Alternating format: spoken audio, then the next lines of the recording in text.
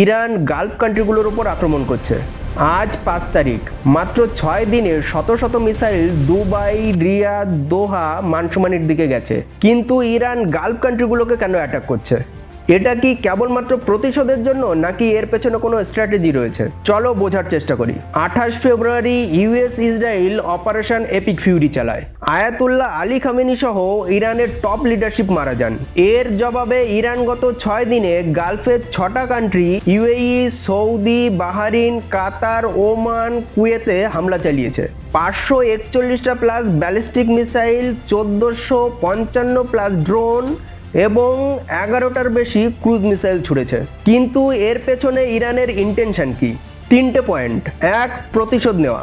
US Israel যা করেছে তার চেয়ে বেশি ক্ষতি করে ভয় দেখানো। গালফ দেশগুলো ইউএস এর অ্যালাই, এখানে ইউএস এর সামরিক বেস রয়েছে।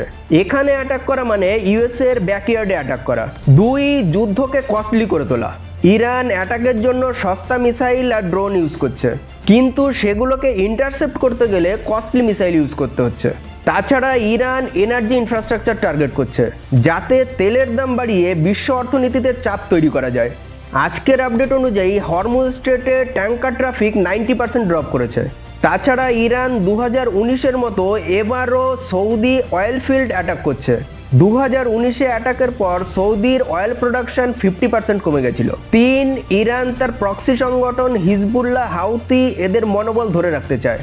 ইরান মেসেজ দিতে চায় যে টপ লিডারশিপ মারা গেলেও এখনও ইসলামিক রেজিম শক্তিশালী আর তারা যুদ্ধ চালিয়ে যেতে পারে। সার কথা, ইরানের ইন্টেনশন প্রতিশোধ আর চাপ তৈরি করা, কিন্তু লেটেস্ট ডেটা দেখাচ্ছে তাদের অ্যাটাকস বেশিরভাগই ইন্টারসেপ্ট করা হচ্ছে।